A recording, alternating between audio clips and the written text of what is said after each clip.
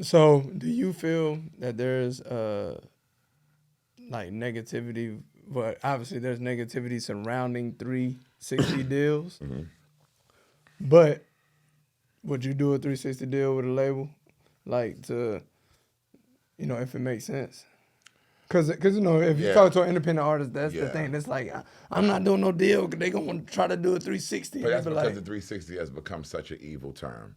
Right. I don't believe that it should be looked at as evil. And I'm gonna be honest. Like, if I'm an artist, right, and I come with nothing once again, right? And now here I go wanting to call my shot. You can't call your shot. Look, the person, and there needs to be a main person to explain to a lot of the youth and even the business now. 360 deals are not the devil. 360 deals were made so people can make money again.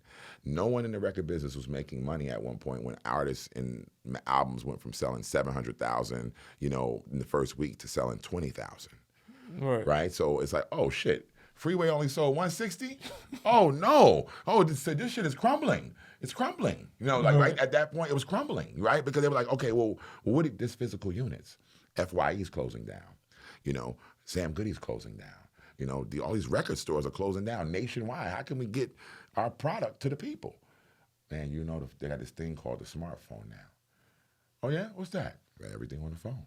Matter of fact, Trey and them just did something called Apple, called Beats Music. Really? Yeah. We're getting ready to buy it. Apple, we're getting ready to go in. We're going to merge everything, put it together because it's a new day. Like, oh, shit. Oh, okay. Yeah, that's how we're doing it now. So to be into that space, it's a difference now the way it used to be. It's so different. But it's the same. It's so different. But you have people operating off the older mantra. Because they're not educating anybody to let them know, hey, man, listen, nobody's buying albums anymore. Everybody's streaming. Oh, shit, well, when y'all fix the paperwork to mirror that? We didn't. Then how are we getting paid? We need to fix it. Well, can somebody get to fixing it? You know what I mean? So we can get our check? And that was the time early on.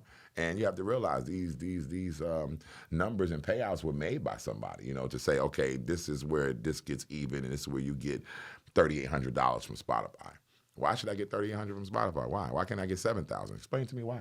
But nobody can, and at the end of the day, it moves too fast for you to try to get learning on it, and you can't change it. It's already in the system. I don't even know the person who makes that up. And I sit at the highest level, and I don't know the person who even makes that number up. To say, okay, we're going to pay you $4,200 every million streams. Who made that up? Because I remember before, when we were making albums, it was 9 cents a record on an LP. Yeah, I remember. And you had a max of 11 records that you would put in, you had a max of 11 records that you can get paid for. The rest were just, Outkast at 17, 18, 19, all these. They weren't getting paid for anything after 11? No. After 11, you get 98 cents max. That's our payout. You sell 1 million copies, you don't get $1 million. After your manager takes his cut, because back then your manager would eat in all your record sales and everything, so they'll be included in that. So after the manager takes their cut and you pay taxes and et cetera, then you might be left with $450, $580, maybe. That's crazy. But that's the way it works. So people will always try to sell 5-6 million records so I can go on tour. So I sell 5 million records, I put $3 million in my pocket, and then I go on tour and hopefully make another $3-4 million. And now I'm surviving off 6 or 7 million in expenses wise, right? I'm just making money, but then I have my expenses. And here comes the house in LA, and then the house in Jersey, and then, entourage, and my cousin, and then my niece that don't do nothing. And you know what I mean? And then you're looking like, okay, I need to go back on tour. Oh, man, I need to get some branding deals. Hey, man, I need to get in a commercial. Because back then, it wasn't like that. You had Michael Jordan getting in Wheaties commercials, but you could never imagine someone like Saweetie, I say someone like her because she's a rapper. No, I get what you're saying. She's having a McDonald's meal. So it's showing you that the culture has, it's like G-Dep or some shit back then. Yeah, it's like, what? You would never get G-Dep a deal with Popeyes. Right. You know what I mean? Just respectfully, but they had to say, you know what? Right. This is culture, and this is the way it's shifting now. And we need to become a part of it. And that's what big business said. That's what Fortune 500 companies said. We need to become a part of it because the days of Metallica and the days of Pink Floyd and the days of having Americano music be placed in a lot of these, and brands, people like to follow what's cool. We selling sauce, we're not selling corn.